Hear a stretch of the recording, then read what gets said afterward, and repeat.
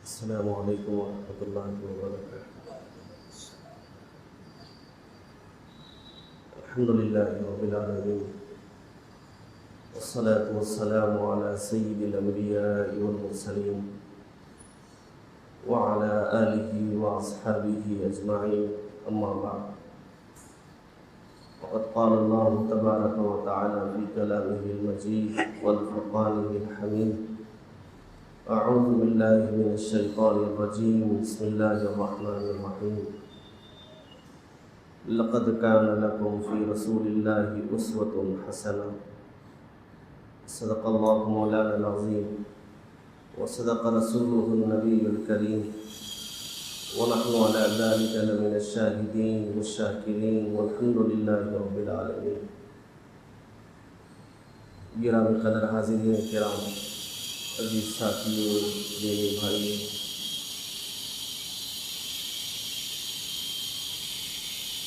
رسول اللہ صلی اللہ علیہ وسلم کی مبارک سیرت طیبہ کے مختلف گوشوں کا آپ حضرات کے سامنے ذکر کیا جا رہا ہے۔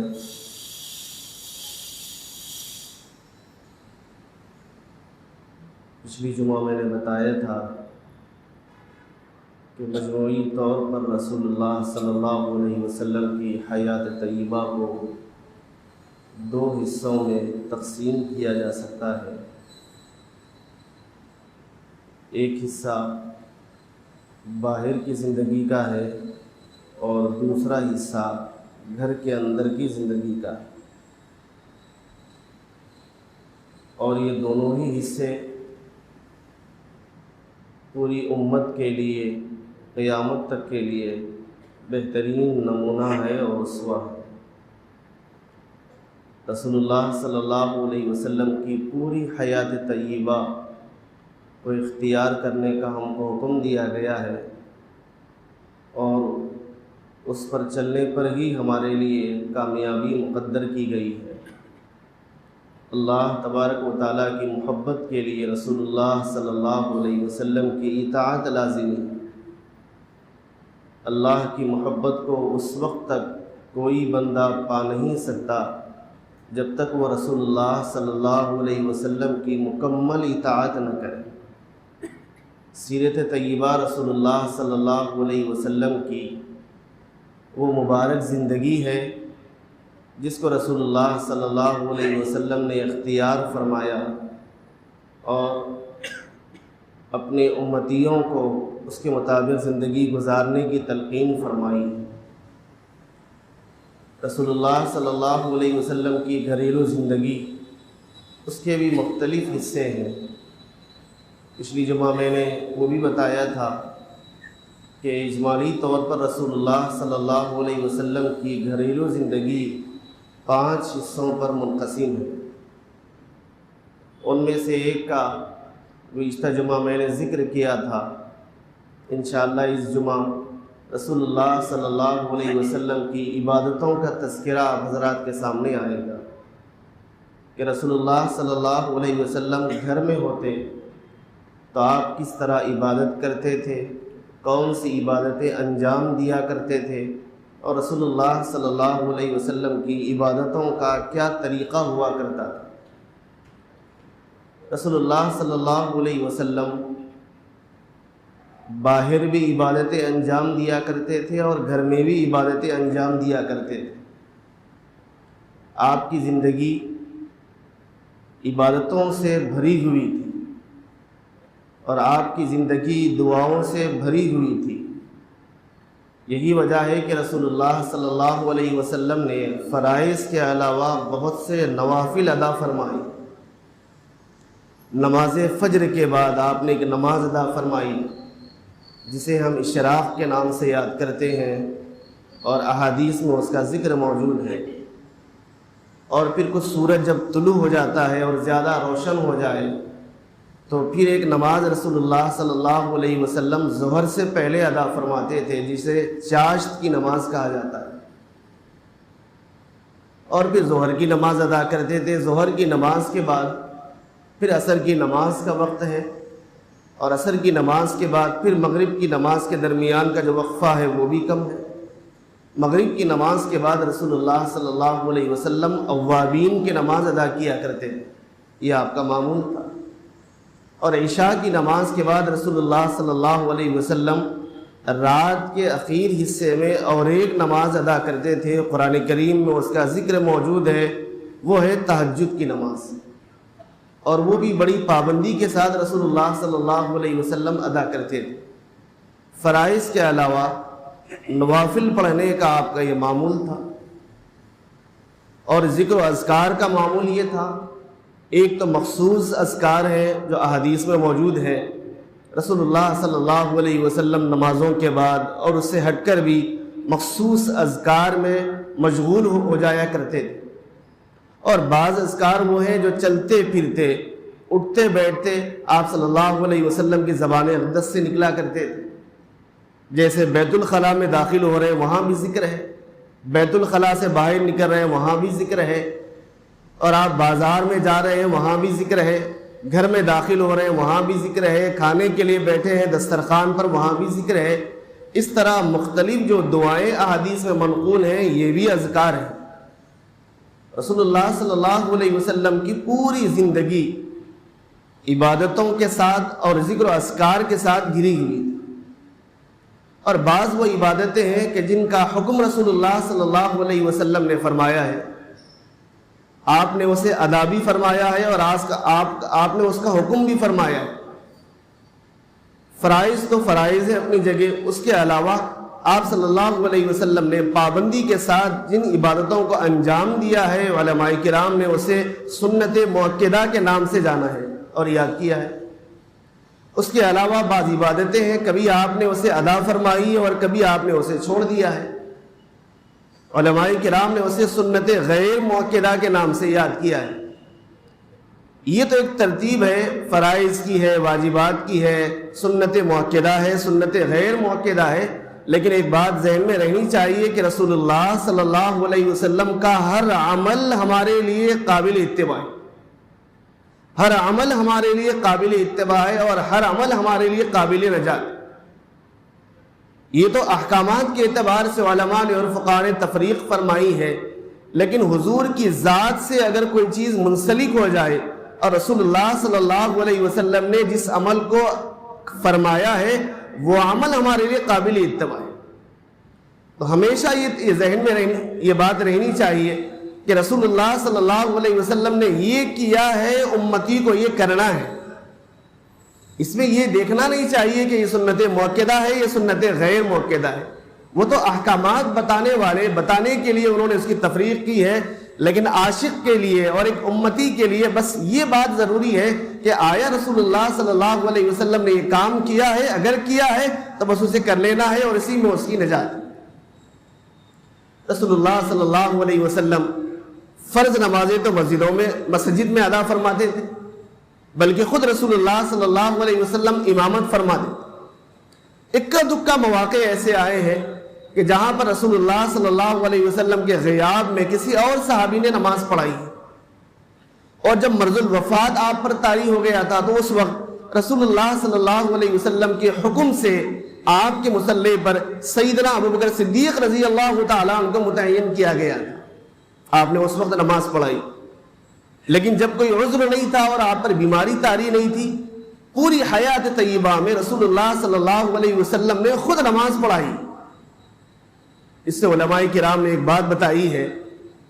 کہ امامت کا منصب بہت اونچا ہے۔ رسول اللہ صلی اللہ علیہ وسلم نے امامت فرمائی ہے، گویا کہ امام رسول اللہ صلی اللہ علیہ وسلم کا نائب ہے، اور رسول اللہ صلی اللہ علیہ وسلم کا قائم مقام ہے امامت کرنے میں۔ بعض دیگر عبادتیں ہیں اور بعض دیگر رسول اللہ صلی اللہ علیہ وسلم کے اعمال ہیں، اس کے اندر کچھ نہ کچھ فرق آ گیا ہے، لیکن امامت ایک ایسی عبادت ہے کہ رسول اللہ صلی اللہ علیہ وسلم نے جیسی ادا فرمائی آپ کا نائب بھی منوان ویسے ہی ادا کرتا ہے۔ آپ نے فجر کی نماز 2 رکعت پڑھائی، قیامت تک جتنے امام آئیں گے وہ سب کے سب 2 ہی رکعت پڑھائیں گے، نہ اس میں کمی کر سکتے ہیں نہ زیادتی کر سکتے ہیں۔ رسول اللہ صلی اللہ علیہ وسلم نے جمعہ کی 2 رکعت نماز پڑھائی، قیامت تک جتنے ائمہ آئیں گے سب کے سب آپ کی اتباع میں اور آپ کی نیابت میں اور آپ کے مصلی پر کھڑے ہو کر امت کو 2 ہی رکعت نماز پڑھائیں گے، نہ اس میں کمی کریں گے نہ اس میں زیادتی کریں گے۔ تو یہ ایک ایسا خاص عمل ہے جو رسول اللہ صلی اللہ علیہ وسلم کی ذات مبارکہ سے لے کر اور حیات طیبہ سے لے کر آج تک برابر وہی سلسلہ چلا آ رہا ہے، اور انشاءاللہ قیامت تک وہی سلسلہ قائم رہے گا۔ اس میں کسی کے لیے کمی بیشی کرنے کی اجازت نہیں ہے اور نہ گنجائش۔ فرض نماز رسول اللہ صلی اللہ علیہ وسلم مسجد میں ادا فرماتے تھے، امامت فرماتے تھے، اور مردوں کو آپ نے بڑی توجہ کے ساتھ، بڑے اہتمام کے ساتھ آپ نے تعلیم بھی فرمائی، تلقین فرمائی کہ جماعت کی نماز مردوں کے لیے مسجد میں آگے پڑھنا ہے، ان پر واجب ہے اور لازم ہے۔ بغیر کسی عذر شرعی کے لیے کسی ایک مرد کے لیے مسجد چھوڑ کر گھر میں یا کسی اور مقام پر نماز پڑھنے کی اجازت نہیں۔ نابینا صحابی ہے، رسول اللہ صلی اللہ علیہ وسلم کی خدمت میں حاضر ہوئے اور عرض کیا، یا رسول اللہ صلی اللہ علیہ وسلم، میں نابینا ہوں اور مجھے ہاتھ پکڑ کر لانے والا کوئی نہیں ہے مسجد کی طرف، کیا میں اس عذر کی بنیاد پر گھر میں نماز ادا کر سکتا ہوں؟ جماعت سے نماز پڑھنا کیا میرے لیے مستثنا ہے؟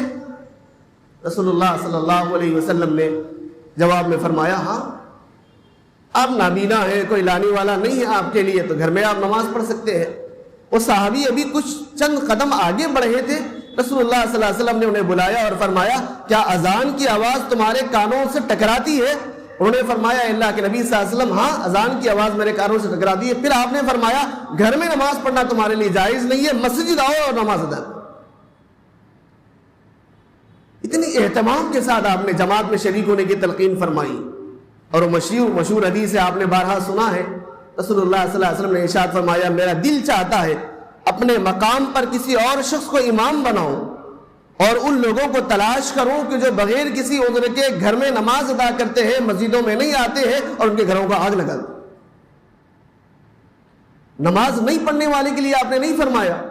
نماز پڑھتے ہیں لیکن مسجد میں نہیں پڑھتے ہیں، گھر میں نماز ادا کرتے ہیں۔ آپ نے فرمایا، میرا جی چاہتا ہے کہ ان کے گھروں کو آگ لگا دوں، لیکن محض اس وجہ سے میں ان کے گھروں کو آگ نہیں لگاتا، اس میں بچے بھی رہتے ہیں اور عورتیں بھی رہتی ہیں۔ بچوں کے لیے تو نماز فرض ہے ہی نہیں، اور عورتوں کے لیے جماعت واجب نہیں ہے۔ عورتوں کی اپنی ذمہ داریاں ہیں، ان کے لیے اللہ تبارک و تعالیٰ نے انہیں سہولت دی ہے اور انہیں اجازت دی ہے کہ وہ جماعت سے نماز ادا نہ کریں، وہ گھر میں نماز ادا کریں۔ آپ نے توجہ یہ دلائی ہے اور اہتمام کے ساتھ جماعت سے نماز پڑھنے کی آپ نے تلقین فرمائی۔ احادیث میں ہے، رسول اللہ صلی اللہ علیہ وسلم مسجد میں فرض نمازیں ادا کرتے تھے اور بقیہ سنت اور نوافل گھر میں ادا کرتے تھے۔ حالانکہ رسول اللہ صلی اللہ علیہ وسلم کا جو حجر مبارک تھا وہ مسجد نبوی سے متصل تھا، ملا ہوا تھا۔ آپ چاہتے تو اندر سے آ کے سنتیں بھی مسجد میں پڑھ سکتے تھے اور پھر نماز پڑھنے کے بعد پھر سنتیں مسجد میں ادا کر سکتے، لیکن رسول اللہ صلی اللہ علیہ وسلم فرض نمازوں سے پہلے اگر سنتیں ہوتی تو گھر میں ادا کرتے، اور فرض نماز پڑھتے ہی پھر گھر میں تشریف لے جاتے اور بقیہ سنتیں آپ وہاں ادا فرماتے تھے فرض نماز کے بعد والی۔ اور ایک موقع پر آپ نے ارشاد بھی فرمایا کہ سنتیں اور نوافل اپنے گھر میں ادا کیا تاکہ اس کی برکتیں گھر کے اندر بھی نازل ہوں، اور گھر کا وہ حصہ بھی نماز پڑھنے کی وجہ سے برکتوں سے مالا مال ہو جائے، اور ساتھ ہی ساتھ گھر والوں کو عبادتوں کا ذوق پیدا ہو جائے، انہیں ترغیب بھی حاصل ہو جائے۔ اس سے آدمی جب کوئی اچھا کام کرتا ہے اور بار بار کسی کے سامنے کرتا ہے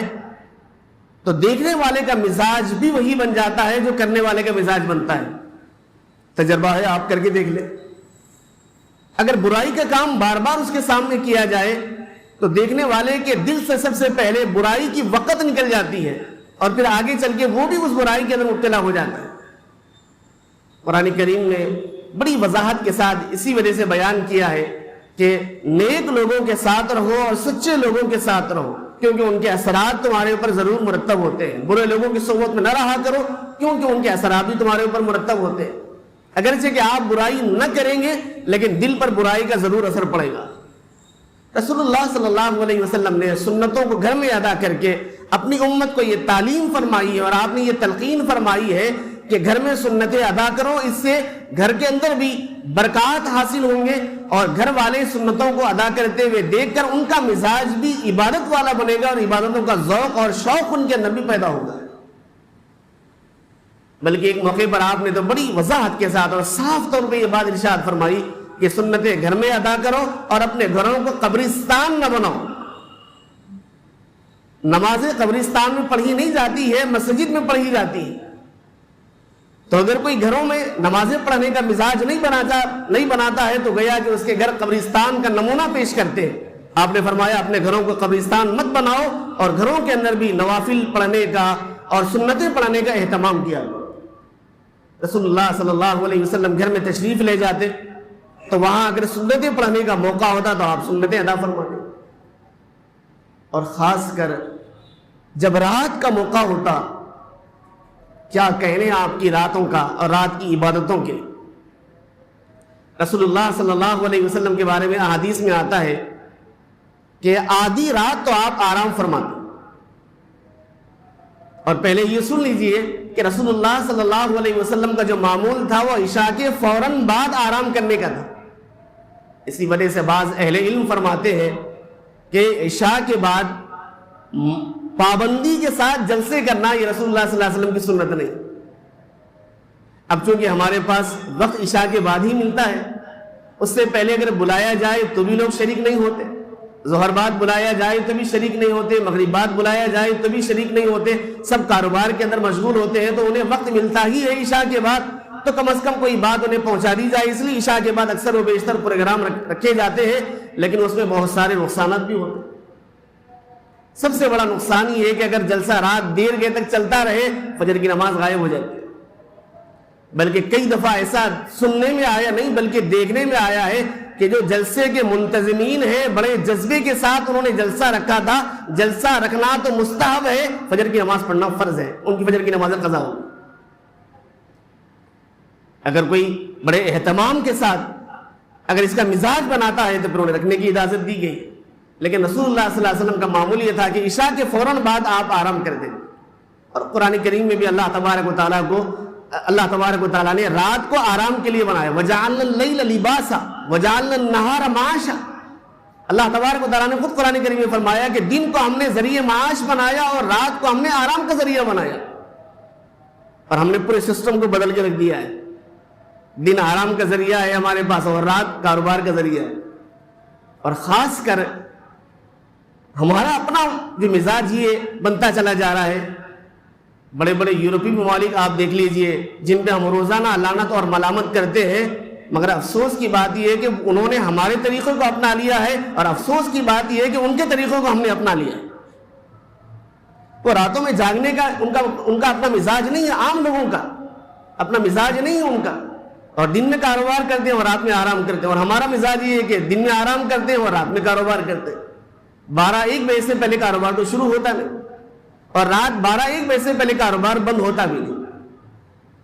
یہ سری قرآن کریم کے احکامات کی خلاف ورزی ہے، اور اس سے جب قانون فطرت کو آپ جب پلٹ کے رکھ دیں گے تو نتیجے میں اللہ تبارک و تعالیٰ آپ کی زندگی کے نظام کو بھی پلٹ کے رکھ دیں گے۔ یہ طرح طرح کی جو بیماریوں میں آدمی ملوث ہو رہا ہے، اہل علم فرماتے ہیں کہ اس کی اہم ترین وجہ یہ ہے اللہ تبارک و تعالیٰ کے اس فطری نظام کو جب انسان نے بدل کے رکھ دیا، بدلے میں اللہ تبارک و تعالیٰ نے اس کی زندگی کے نظام کو بدل کے رکھ دیا۔ بعض ایسی بیماریاں ہیں کہ جن تک ابھی آدمی پہنچا بھی نہیں لیکن دنیا سے آخرت میں پہنچ گیا ہے۔ رسول اللہ صلی اللہ علیہ وسلم رات میں آرام فرمایا کرتے تھے، رات کا آدھا حصہ، اور اس کے بعد پھر آپ اٹھ کر عبادت کرتے تھے۔ اور اکثر آپ کا معمول یہ تھا کہ رات کا تہائی حصہ، رات کے 3 حصے آپ فرمایا کرتے تھے، 2 حصے آرام کرتے تھے اور تیسرے حصے میں اٹھ کر آپ عبادت کرتے تھے۔ نماز تہجد میں ادا فرمایا کرتے تھے، قرآن کی تلاوت کرتے تھے نماز میں، اور مناجات آپ کیا کرتے تھے۔ اسی وجہ سے اہل علم نے فرمایا کہ مستحب یہ ہے کہ رات کے تہائی حصے میں اٹھ کر نماز تہجد ادا کرنی چاہیے۔ رسول اللہ صلی اللہ علیہ وسلم نماز تہجد ادا فرماتے، اکثر و بیشتر آپ کا معمول 8 رکعت نماز تراویح پڑھنے کا تھا، اور کبھی کبھی آپ نے 12 رکعت بھی نماز تراویح ادا فرمائی ہے۔ اور آپ کا جو ہے 8 رکعت نماز تہجد پڑھنے کا آپ کا معمول تھا، کبھی کبھی آپ نے 12 رکعت بھی نماز تہجد ادا فرمائی ہے، اور ان 8 رکعتوں کے ساتھ 3 رکعت آپ نے وتر کی ادا فرمایا کرتے تھے۔ اس وجہ سے ام المؤمنین حضرت عائشہ صدیقہ رضی اللہ تعالیٰ عنہ فرماتی ہیں کہ رسول اللہ صلی اللہ علیہ وسلم کی رات کی نمازوں کا جو معمول تھا وہ 11 رکعت پڑھنے کا معمول تھا۔ 8 رکعت نماز تہجد کے آپ ادا فرمایا کرتے تھے اور 3 رکعت وتر کے آپ ادا فرمایا کرتے تھے۔ اہل علم فرماتے ہیں کہ رسول اللہ صلی اللہ علیہ وسلم نماز تہجد ادا کرنے کے بعد پھر کچھ دیر آرام کرتے تھے، اور پھر فجر کی اذان کے وقت آپ جاگ جایا کرتے تھے، اور پھر نماز فجر کے لیے آپ مسجد تشریف لے جاتے تھے۔ یہ بھی سنت ہے اللہ کے نبی صلی اللہ علیہ وسلم کی، نماز تہجد کے بعد کچھ دیر آرام کرنا اور پھر فجر کے لیے بیدار ہو کے فجر کی نماز ادا کرنا، یہ بھی آپ کی سنت۔ اور رات کی جب نماز آپ ادا فرماتے تھے، اللہ اکبر، کیا طویل نماز ہوتی۔ حضرت سودا رضی اللہ تعالیٰ عنہ یہ امہات المؤمنین میں سے ہے، امت کی ماں ہے، رسول اللہ صلی اللہ علیہ وسلم کی زوجہ محترمہ ہے، سادہ مزاج تھا ان کا۔ وہ فرماتی ہے کہ ایک دن رسول اللہ صلی اللہ علیہ وسلم کی میرے گھر باری تھی، آپ نے باریاں متعین فرمائی تھی، متعدد ازواج تھے آپ، اور آپ نے باریاں متعین فرمائی تھی، ان کے گھر آپ کی باری تھی۔ ان کا دل چاہا کہ رسول اللہ صلی اللہ علیہ وسلم کے ساتھ آج بھی میں نماز تہجد میں شریک ہو جاؤں، رات کی عبادت میں۔ اللہ کے نبی صلی اللہ علیہ وسلم نے رات کے اخیر حصے میں آپ بیدار ہوئے، وضو فرمایا اور نماز کے لیے آپ کھڑے ہو گئے، وہ بھی ساتھ میں کھڑی ہو گئی۔ اللہ کے نبی صلی اللہ علیہ وسلم نے اتنی طویل نماز پڑھائی، اتنی طویل نماز پڑھائی، اب انہوں نے نماز درمیان میں ختم کر دی یا مکمل آپ کے ساتھ نماز پڑھی معلوم نہیں ہے، لیکن دوسرے دن آنے کے بعد اللہ کے نبی صلی اللہ علیہ وسلم سے فرمایا، اے اللہ کے نبی صلی اللہ علیہ وسلم، آپ نے اتنی طویل نماز پڑھائی، اتنی طویل نماز پڑھائی، اور جب رکوع فرمایا تو اتنا طویل آپ نے رکوع فرمایا، مجھے ڈر ہونے لگا کہ کہیں ناک سے نکسیر نہ پھوٹ جائے۔ اللہ کے نبی صلی اللہ علیہ وسلم نے ان کی سادگی کی یہ بات سن کر محظوظ ہوئے۔ قیام آپ کا طویل ہے، رکوع آپ کا طویل ہے، سجدے آپ کے طویل ہوا کرتے تھے۔ ایک موقع پر حضرت عائشہ صدیقہ رضی اللہ تعالیٰ عنہ سے آپ صلی اللہ علیہ وسلم نے فرمایا، ان کے گھر باری تھی، عائشہ آج مجھے آپ اجازت دو کہ میں اپنے رب کے ساتھ مناجات کرنا چاہتا ہوں، میں نماز پڑھانا چاہتا ہوں، کیا تمہاری اجازت ہے؟ ام المؤمنین رضی اللہ تعالیٰ عنہ نے فرمایا، اے اللہ کے نبی صلی اللہ علیہ وسلم، مجھے بھی شوق ہے اس کا، آپ عبادت انجام دیں۔ اللہ کے نبی صلی اللہ علیہ وسلم نے وضو فرمایا اور نماز کے لیے آپ کھڑے ہو گئے۔ اتنی طویل نماز آپ نے ادا فرمائی، ایسی لمبی لمبی صورتیں آپ نے نماز میں ادا فرمائی، اور پھر جہاں پر عذاب کی آیتیں آتے وہاں پر بھی آپ دعا کرتے، پناہ مانگتے تھے، اور جہاں پر جنت کا تذکرہ ہوتا تھا وہاں بھی آپ دعا فرماتے تھے، اور روتے روتے اللہ کے نبی صلی اللہ علیہ وسلم کا سینہ مبارک آنسوؤں سے تر ہو گیا، اور اس کے بعد پھر آپ نے نماز ادا فرمائی، اور حجرے سے دیوار سے ٹیک لگا کر آپ بیٹھے، آپ کا داہنا ہاتھ آپ کے دائیں رخسار پر تھا، گویا کہ آپ غور و فکر کے اندر ڈوبے ہوئے، اور پھر فجر کی اذان ہوئی، نماز کے لیے آپ گئے۔ ام المؤمنین حضرت عائشہ صدیقہ رضی اللہ تعالیٰ عنہ نے یہ پورے منظر کو دیکھا اور آپ سے عرض کیا، اے اللہ کے نبی صلی اللہ علیہ وسلم، اللہ تبارک و تعالیٰ نے تو آپ کو معصوم بنایا ہے، یغفر اللہ لک ما تقدم من ذنبک وما تاخر،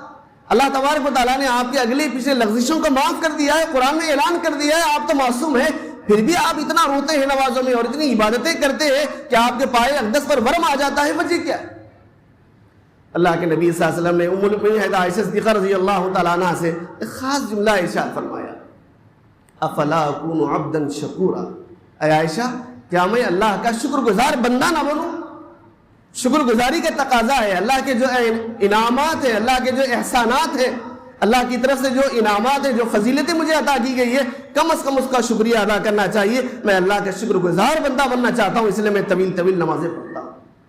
اللہ کے نبی صلی اللہ علیہ وسلم کی اور بھی جو ہے نمازوں کی کیفیت کیا تھی، حضرات صحابہ کرام اور ازواج مطہرات اس کا ذکر کرتے ہیں۔ انشاءاللہ اگر زندگی باقی رہی آئندہ جمعہ اس کا تذکرہ آپ حضرات کے سامنے آئے گا۔ اللہ تبارک و تعالیٰ سے دعا فرمائیے کہ اللہ تبارک و تعالیٰ ہم کو رسول اللہ صلی اللہ علیہ وسلم کی حیات طیبہ اور سیرت طیبہ کو نمونِ عمل بنانے کی توفیق عطا فرمائے، اور رسول اللہ صلی اللہ علیہ وسلم کے نقش قدم پر چلتے ہوئے اللہ تبارک و تعالیٰ کو راضی کرنے اور اللہ تبارک و تعالیٰ کو خوش کرنے کی توفیق عطا فرمائے۔ اور یہ جو ہمارا اپنا منمانی جو مزاج بن گیا ہے عبادتوں کے سلسلے میں، معاملات کے سلسلے میں، تجارتوں کے سلسلے میں، اللہ تبارک و تعالی ہم سب کو اس